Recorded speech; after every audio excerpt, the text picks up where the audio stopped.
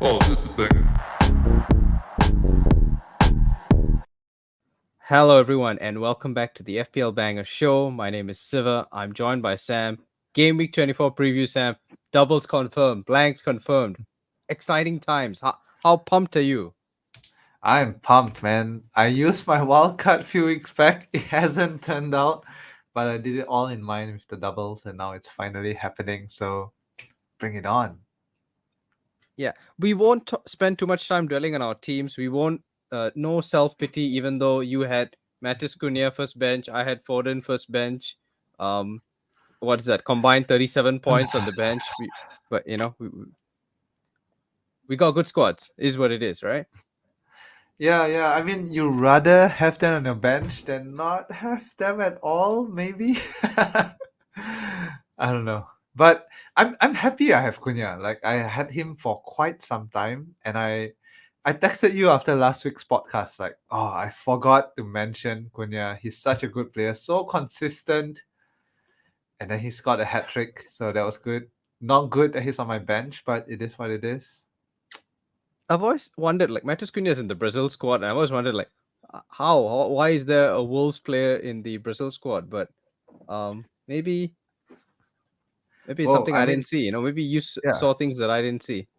No, Cunha has been so consistent actually. Like I think he's blanked 3 times in the past. I don't know how many game weeks, man. He's just so consistent. But usually it's a 5 pointer, 1 assist kind of thing. I didn't expect him to score a hat trick. But yeah. But I think that leads nicely in, because let's talk about Matheus Cunha a bit, and just sort of, because he's one of those guys who I feel like he's gonna get lost in the shuffle now, because no doubles for Wolves. They don't play in 29. So it's the kind of player who no one's gonna bring in. But then you look at the fixtures, right? We've got them on the screen right now. Mhm. Ben Crellin, obviously, we will steal his work happily. They play Brentford, Sheffield United, Fulham in the next 6, and especially that game week 26 against Sheffield United, right, at home, banker for Wolves, but nobody's going to have this guy. So is this one of those players who, I don't know, do you wildcard for? Do you start thinking about good single game week players to have, or is your focus just, tunnel vision? I only want double game week players, nothing else. Oh, it's so tough, I think. But I think what Cunha has going for him is that it's cheap. He's 5.7 right now, really cheap, and he's guaranteed to play in 26 with good fixtures. So it remains to be seen. But I think the thing that is putting people off is that there are other forwards who've doubled. You got Darwin, you want Haaland, you got Solanke, who I think most people are now. I don't know if you trusted him out last week, but most people want Solanke back in because it's going to have a double in 28, and it's a good double as well. Sheffield and Luton both at home, so there are not many slots to fit in Cunha, unfortunately. But I think it's worthwhile exploring, because I mean, I've listened to some other content this week, and I think everybody basically has sort of dismissed the idea of wildcarding this week and doesn't want to talk about it. All the content creators have one mind; they all think alike. But I'm open-minded. I think I'm open to a wildcard in 24. I'll tell you why. You can see the screen, right? You've got doubles in 25, blanks in 26, doubles in 27. A very bad blank in 29, which got worse, right? Because we lost Arsenal and Chelsea, basically. I mean, it's almost gone, that game, unless Chelsea somehow lose to Leeds in the FA Cup, which is unlikely. And if I just sort of go one slide ahead, and we've got here predicted doubles for 34 and 37. I don't like this, right? You got to think so hard. This is like work already. And so you've got here predicted doubles for 34 and 37 based on Planet FPL and FPL team who sort of sat down and done this. And as you can see in 34, the expected doubles are Arsenal against Wolves and Chelsea, and then it's Palace. Nobody wants Palace players now. They suck. Everton, same thing. They suck. And probably by then will be minus 20 points anyway. Probably gone. Sheffield United. Nobody wants Sheffield United players. So that 34 double already just seems disgusting to me. And then you go 37. All the good teams are doubling. Spurs double, City double, Liverpool double. I mean, And by 37, the league could be wrapped up. Teams could be relegated.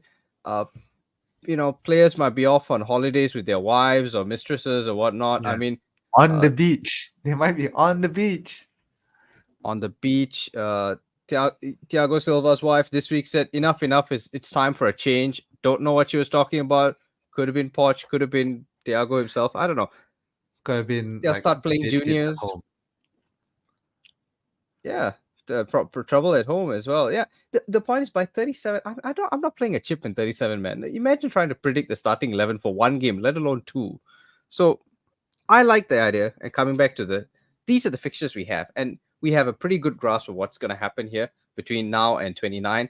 I don't mind playing chips now. Like content creators who tell you can't play chips now, don't listen to them. If you want to do it, it works for your team.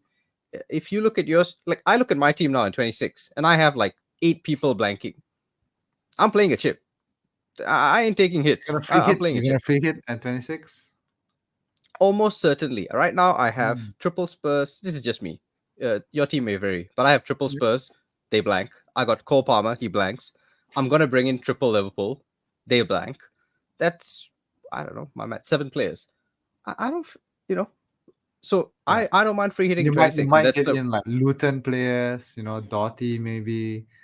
So that's an extra blank. Yeah. So yeah, I'm with you, Siva. I'm with you. I think holding the chips right until the end, 34, 30, gimmick 37, that's to me, that's way too late. And I think historically we've seen it before where at the end of the season it gets kind of unpredictable. So I'm with you. That's the reason why I activated my wildcard like a few weeks ago. And I think activating a wildcard in 24 is a valid strategy. of course team caveats if you need it and all that. So we can't give like there is no one perfect strategy, and I think you'll see that from most content this week. Some people say wildcard 27, some say 31, but every team's different.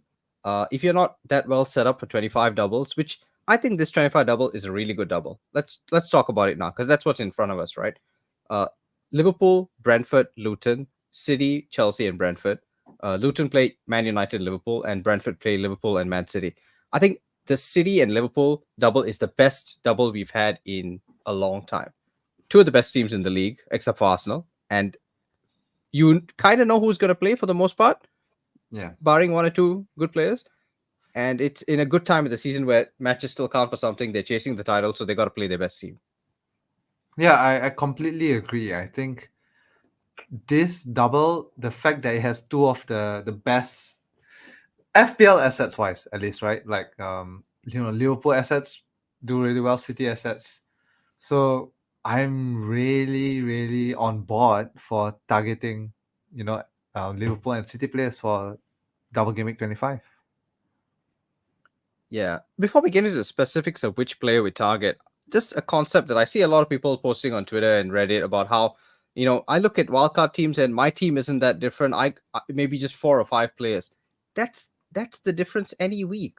We've all got the same team. So 4 or 5 players is kind of the difference between a green arrow and a red arrow. So I think if my 4 or 5 players is KDB, Darwin, and Jota, and you're coming in with, I don't know, Watkins, Solanke, and Barkley, for example, I think it makes a pretty big difference.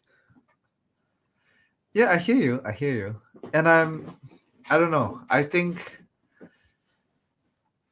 historically, right, I feel, correct me if I'm wrong, Siva, but I feel it's kind of rare for both City and Liverpool to double with good fixtures. Like we've always, held on like, okay, we want a big double, we're gonna bench boost in that week and things like that. But it's really rare that kind of the stars align in such a way where the two best attacking teams in the league both have double and both have good fixtures.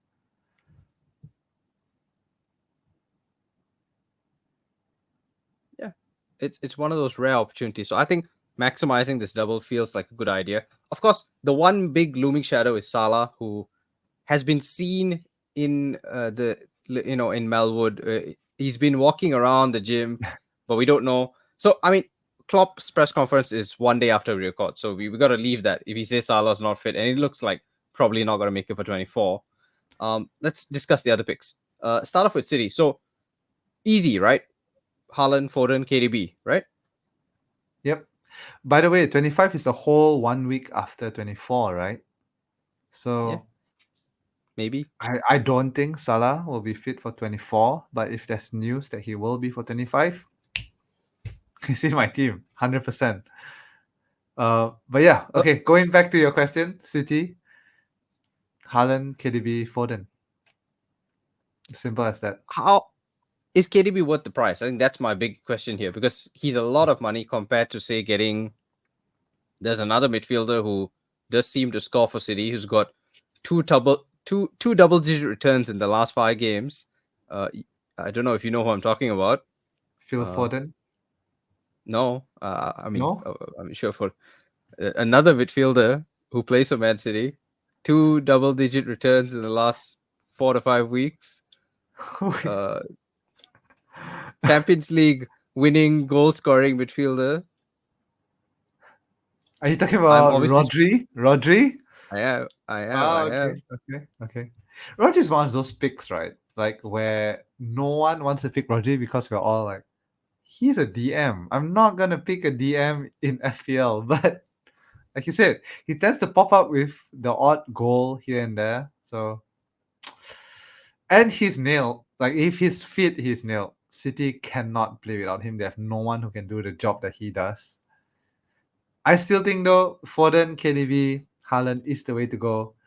And I would probably, if yeah, I would probably move KDB on after the double. I think. Or no, after 26 because City play 26. They want a few teams that do play 26, so you probably keep KDB on. 27 onwards, maybe I will move him on for someone else. Yeah, I'm thinking probably by game week 30, Salah and KDB sort of your route to Salah. I guess Yeah. that's yeah. Although I mean, it's still quite a leap in price. Um, okay, so you're comfortable, Kev. I guess no defenders, right? We're just not sold on No. this defense. I'm not sold on City defenders at all. When's the last time they even kept a clean sheet, man? God knows, man. God knows. Uh, but I'm sure this will magically happen in the double. I mean, yeah, conceding against Brentford as well, and they could have conceded more goals there. Mhm. Doesn't seem worth the investment, especially when none of their defenders have really attacking upside. Exactly. I think the upside you get from having KDB, Haaland, Foden really outweighs the potential clean sheets from a City defender. All right, so let's move on to Liverpool. Liverpool, again, is it pretty simple? Darwin, Jota, Trent, or you've got something better for me? Now, Darwin Jota trend. If Salah comes back, though, if Klopp, after 24s, after game week 24, Klopp comes out in the press conference like, okay, Salah is fit, he will come back in 25, then that complicates things a bit. But right now, if Salah's still going to be injured, Darwin, Jota, Trent, that's the top three. I think I'm comfortable if because especially for those of us who will have Darwin Jota this week, I think a lot of people will transfers hits what have you because it's Burnley this week, and I think if you were ever gonna take a hit, I think Burnley home is a fair time to do it. It's good that Liverpool lost against Arsenal because I think that sort of slows the momentum a bit. Like people may think, oh, maybe they're not the team to go for now, but it's Burnley, right? You got to go in. Yeah, completely agree, I think. And maybe if Salah Sunday comes back, then I don't know. I guess you sell Trent and you get to Salah that way. I think one option because as good as Trent has been, right? Of course, still come back from injury, looked very unfit against Arsenal, had to come off early, and 8 million's a lot given they've run a fixtures after 26 with the blanket 26 as well. Like I feel like if you needed to, he's the one you can sacrifice to get Salah in. Yeah. Not only 8.5, which is actually really, really expensive for a defender. I mean, there are midfielders and forwards below 8 who can maybe match Trent's points, over a few weeks. Yeah, it's fine when people were keeping clean sheets, but now that no one in this league keeps a clean sheet except for Except Everton, Everton. except Everton. Yeah. So yeah, it does feel like a lot. So Trent in one of those don't buy, don't sell kind of Yeah. uh, I mean, positions for now. he's like, if you have him, of course he'll be a good asset. You know, he is a good asset. But the conversation around Trent is more: is he worth the price? Like for 8.5, could you downgrade him to say, I don't know, a 4.5, a 5 mil defender? You save 3 mil, and that 3 mil can go elsewhere. Upgrade your midfield, maybe go up from, say, I don't know, 3 mil is like Bowen to Sun, you know? That's where you at. And could that actually be more beneficial, more better use of your funds? Yeah, Sun just back from Asian Cup semi-final defeat, fueled by rage and good fixtures. I mean, Spurs got nice fixtures. It's you mentioned cheap defenders, so I think that's a good segue. Uh, Mm, Alfie Doughty, right? So yeah. the doubters have been silenced, right? I mean, this guy can't just keep scoring points every week. Surely we need to bring him in so this stops. No better time than this week, right? Sheffield United, easy, right? Now, you know what? Not only do you need to bring him in, you got to play him. Because if you bring him and put him on your bench, he's still going to keep, returning. And the Man, moment you speaking from start personal him, experience. the moment you start him, that's when the points will dry up.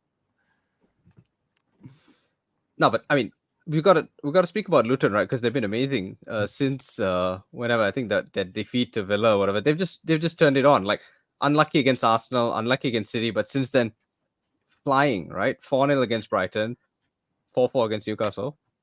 I mean, I said this in last week's podcast, Luton will score. Now, will they hold on to actually get a win? That's debatable. That's maybe even unlikely. But attacking wise, they're doing really well. They have not failed to score for a really, really long time. And all their matches tend to be high scoring. So 4-4 Newcastle, 4-0 Brighton, okay, 1-1 Burnley, 2-3 Chelsea, 2-3 Sheffield. There are points to be had in there. And I think because it's Luton, so none of us really considered going to them. But now that they have two doubles coming up, double in 25, double in 28, yes, you need to navigate their blank in 26. But if you can do that, I think Doughty, I think Adebayo, those are really good assets to have, I think, and they're cheap. Yeah, I see a lot of people dismissing playing chips now or doing anything drastic now because they say it's Luton. Why do you need triple Luton? Why are you doing this? But objectively, right? So they play in 20. Great game this week. 24. It's the easiest apart from Liverpool Burnley. They play Sheffield Yeah. United. Very good. 25. Yeah, the double's hard. United and Liverpool, but lost very narrowly to United the first time round 1-0. Drew against Liverpool, if you recall, and that's kind of when all this started, right? It was that draw against Liverpool. We all went in on Salah, and they held them out. 26 blank, sure. So chip dependent, team dependent, depends how you're setting up. But then 28 Crystal Palace and Bournemouth, and Palace all going falling apart right now. Bournemouth's form also not the best, Mm-hmm. and they might play Forest in 29 if it's subject to Forest losing to United in the FA Cup and Luton losing to Man City, which is doable. Mm-hmm. I, Yeah, I yeah. feel, yeah. I mean, this looks like and the thing is they're cheap. So once you're done with them, you bench them. Like Adebayo is 4.9. You can bench a 4.9 forward. Barkley's 4.9. You can bench a 4.9 mid. Doughty's 4.8, 4.9. You can bench him as No, well. no, but that is like 4.6 maybe. Yeah, Yeah. 4.6. So even cheaper. Completely agree with you, Siva. I think Luton assets have been overlooked, and like I said earlier, we look at the fixtures and we're like, okay, it's a bad fixture for them, but they've shown that they can score. Now, they will probably still lose the game, against United, against Liverpool, but they've shown that they will score at least, which is all you need from your assets. You don't need the FL assets to actually win the game. You just need them to score. Yeah, and I think the fact that they're cheap makes squad planning. I mean, you've got and you mentioned Alfie Doughty. We didn't even talk about the best defender that Luton have. United, wonder kid, right? Mendy? Ted and Mengi, Yeah, yeah, yeah. I know three Man point nine. United. It's Okay, Okay, so United fan, tell me, is this not the second coming of Rio Ferdinand? um, I mean, if you have the funds for it, Doughty, is miles ahead. I would say he's probably the best Luton asset to have. He hasn't blanked since game week 16, in which they played City. Since then, 18. He's had clean sheets. He's had goals. He's had assists. The best asset to have. And I remember, Siva, to give credit to you, that you pointed out Doughty on Twitter, like, I don't know, ages ago, like before Game week all 4, this hype. man. But Yeah. but So you miss all the shots you don't take, and I never took the shot. But it's never too late now. People still don't believe. So now I want to go all in. So you're telling me Teren Mengi 3.9 not good enough. I need to pay more for Doughty. I mean, if you can afford it, Doughty, definitely, definitely go for Doughty, because not only clean sheets, which, to be fair, Luton don't really get many clean sheets, but attacking returns, which Mengi doesn't really give. But if you need a 3.8, no, 3.9 defender, to fill in, because you want to bring in Salah, you want to bring Son, or whoever it is, then yeah, I have no qualms with that. I think in sub 4.0, he's probably the best option to have. But Yeah, you're gambling a bit on them actually getting the fixture in 29, but I think it's an educated gamble, right? United beating Forest in the cup, City beating Luton in the cup, you get that fixture, and then it's a 3.9 defender who is your fifth sub for the rest of the season. This especially applies to wildcarders. Like if you're wildcarding like Terem Mengi as your fifth uh your fifth defenders, it seems like a really easy choice rather than putting cash there and then that cash is locked in, especially now as you use our last chip. Um, Adebayo or Barkley? I guess that's for me, for those who really want to know. I'm leaning Adebayo. Me too. I think Barkley, I don't know, not really consistent. I guess I know everyone's looking at him because he scored big last week, with 13 points against Newcastle. Before that, 6 points against Brighton. I don't know. Plays quite deep. I think that's my issue. Yeah. I have been watching a bit of Luton, and he plays. He and Sambi Lokonga, so the guy from Arsenal. They play quite deep. He's got to do a lot of defensive work, and I think we have a lot of good midfielders. I don't think we have Yeah. a lot of good forwards. So I'm again more comfortable having a 4.9 forward who eventually can be a bench option. I agree. Yeah, there are a lot of options in midfield. You want De Bruyne, you want Jota, you want Foden, you got Palmer, you got maybe Richarlison. So many options. You got Saka. I know a lot of people still have Saka. Bowen. It's really hard to fit in a midfielder. Forwards, again, I mean, we still do have a lot of options. Watkins, Haaland, Cunha, Darwin. But you could fit in an Adebayo, I think. So Yeah. yeah. I think you're looking at less than 10 options at forwards, unlike mids. I guess that's Luton done. I mean, would you have Thomas Kaminski on a wildcard? I mean, honestly, my plan to go in is to just have Doughty. I think Doughty's enough. Simply because I don't want to get rid of Haaland, I don't want to get rid of Darwin, I don't want to get rid of Cunha. But yeah, I think my second choice for Luton asset would be Adebayo. That would be Barkley. And then everyone else is a big step down, I would say. Yeah, I mean, keepers generally have been quite trash this year all around. So I guess you could have Kaminski over Flecken. I guess if that's your pick on wildcard, I think Brentford have kept 3 clean sheets all season, so acceptable. Let's move on. Brentford, right? So Brentford, the fourth team that doubles in this double, and they have the worst double, right? Liverpool, Man City. So, and I think this kind of influences whether you play a chip or not, because whether you play a chip depends on how much you buy into this double for Brentford. Because a lot of people have City players, a lot of people have Liverpool players, some have Luton. Most people don't have Brentford. And is it worth getting any Brentford players for this double? I would say only an attacking player, because Liverpool and City have shown that they can or will probably still concede. I don't think Brentford are going to win the games, because I know a lot of people point to how Brentford performed last year, in which they were sort of giant killers. I guess this year it's been a bit different. So I don't think they'll win the games, but I could see a goal. I could see Liverpool conceding a goal. I could see City conceding a goal. So I'm not opposed to having Tony, but that's about it, I think, for Brentford assets.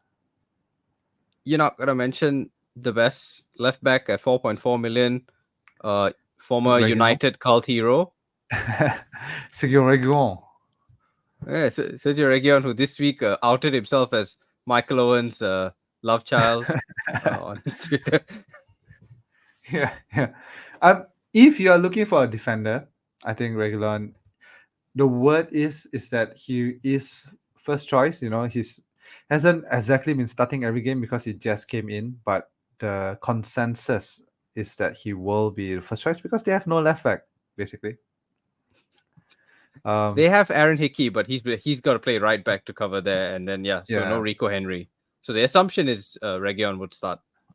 So, but then again, do you really want a defender against Liverpool and City for double? I don't think there are much points there. I would much rather go for someone else, I think. 4.4 is harder to justify than 3.9 for Mengi, I think.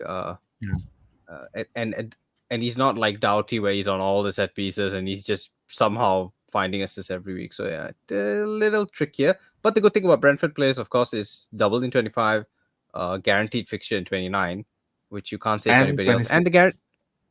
And 26, and the guaranteed fixture in 29 is Burnley. I mean, that would be the money fixture that week, because that week looks like a nightmare, right? Villa, West Ham, Burnley, Brentford, Spurs, Fulham are the only three confirmed fixtures, and we may only get four. So you'd probably say Burnley players are like a captaincy shout that week if you got Tony. Mm-hmm. Yeah, fair enough. Okay, let's a lot of polite stuff here. Let's sort of deal with the main issues that people will have, and you probably won't have this issue, Sam, but I will. Getting Darwin in this week, that's a good move, right? Getting Darwin back in. We're not going Yes. back on any words we said, right? I think if Salah was back, that'll make the conversation a bit harder, right? Because the top assets to have the number one Liverpool asset to have will always be Salah if he's fit. So without Salah, it's Jota, Trent, Darwin, right? That's the top three. But if Salah's back, that complicates things because you got to sacrifice someone. I'm okay with having Darwin. I have Darwin here. He hasn't been returning for me for the past 2 weeks that I have him.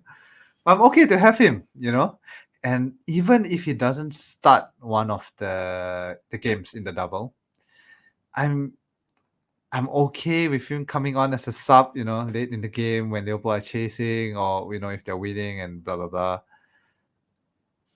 So yeah, I'm okay with Darwin for the double.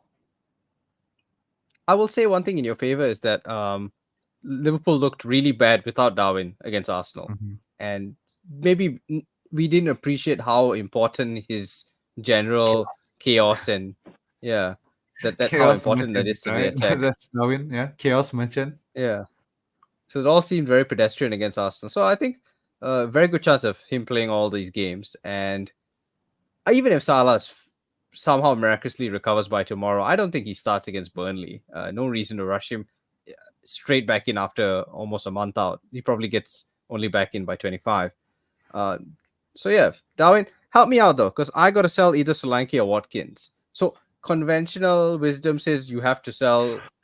You can't sell Watkins after an 18-pointer, but he was playing against Sheffield United. Like everybody gets 18 pointers against Sheffield United. So for me, Watkins plays Man United this week. All jokes aside, United starting to look like a decent team, right? Don't give me false hope, Siva. I'm scared to say it, but yeah, United starting to look better. I would say in your position, I would sell Watkins over Solanke because Solanke actually has a double coming up as well. And So you're getting the blinkers. No, but correct me if I'm wrong, he also plays 26, right? Yeah, he does. Yeah, so Although not a good fixture, I think they are playing City. Newcastle, I think. Oh, Yeah, no, City. Yeah, City. City, Yeah, right? So not a good fixture, but again, could you see City winning 3-1 with a one Solanke goal? Yeah, I don't think it's out of the question. yeah. So It could be. I will keep Solanke. Yeah. I think you have to. I think this is a tough season because you're gonna have to sell good players to get other good players, especially at the forward line where there's only three of them anyway.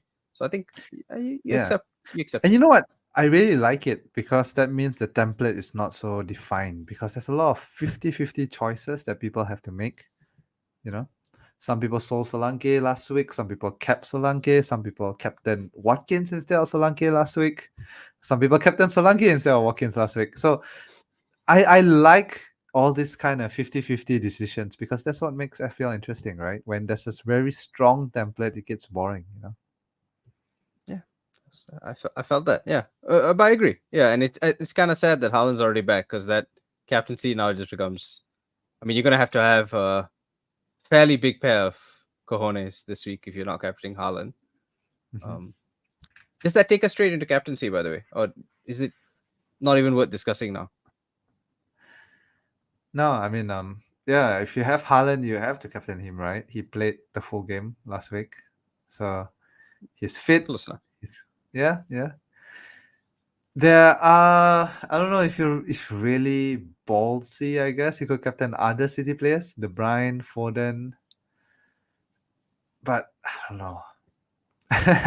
If you have Haaland, you spend the money to get Haaland. You take hits. You've made the sacrifices in your team to fit in a 14 million asset into your team. You have to captain him, right? And now what's the point of having him? Yeah, fair, fair. I think can't argue against that. I mean, I've even if I do get Jota in, it's more coverage rather Mhm. than yeah Yeah, yeah. getting Jota and Darwin in because it's Burnley and then it's a double. That seems fine, but nah, captaincy. I think we're back to where we are. Very boring. Let me ask you a question though, Siva, before we end. Mm. You're looking at triple captain for 25, am I right? Yeah, of course. For the double? I Yeah. think there is an argument to be have to bench boost instead if you have wildcarded. So Because what's your bench looking like? yeah, that's the thing. So when you bench boost, you want a strong bench, right? And it's easy to get a strong bench when you do wildcard. Fair. And then after that, you can slowly sell those bench options and get them to become cheaper, bench foders, right? Whereas Yeah. if you're trying to do it with, normal free transfers, it's quite hard to get a nice playing bench. So I think if you wildcarded, if you're wildcarding this week, sorry, I think there is an argument to have to bench boost instead. If you can really stack a thing, especially if you're gonna free hit in 26, you can really go triple Liverpool, triple City, you get all the good fixtures in, get Adebayo, get Doughty, get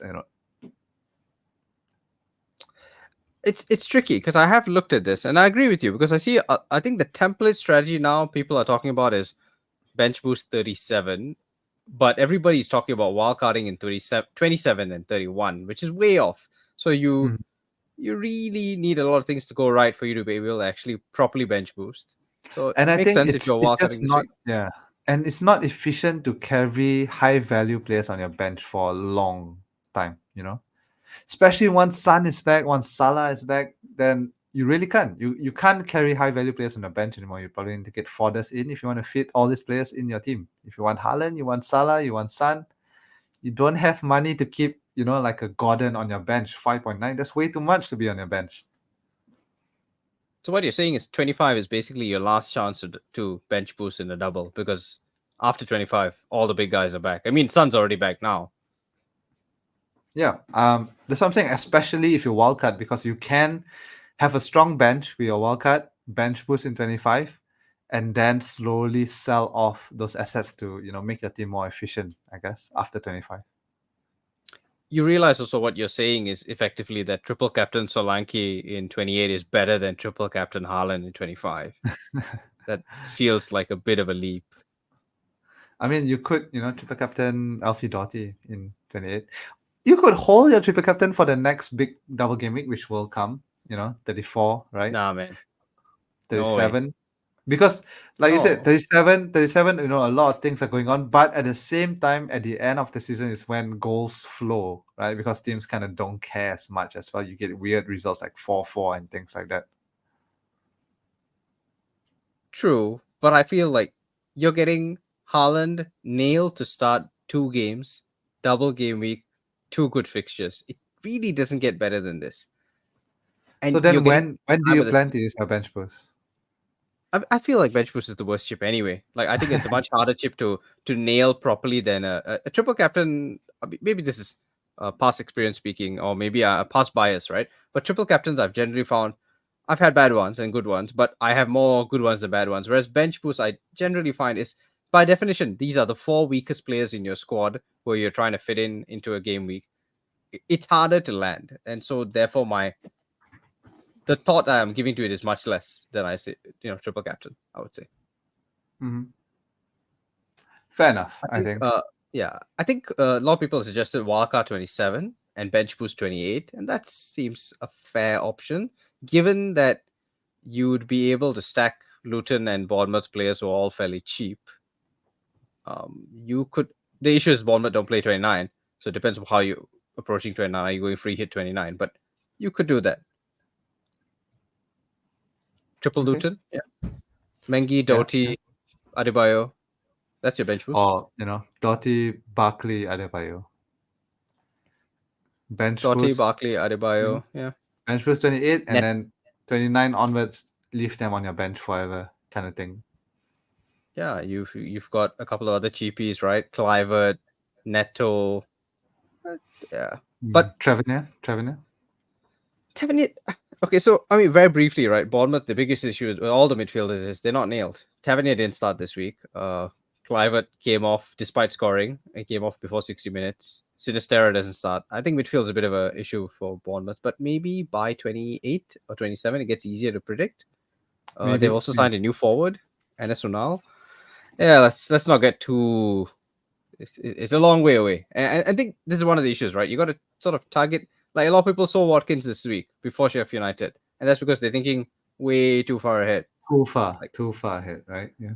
too far, man. Focus, eyes on the target kind of thing. Like let's deal with this week. Um, and I think we're done, right? Yeah. Yeah. Um, Yeah, Charlotte not much. Richarlison with 2 goals.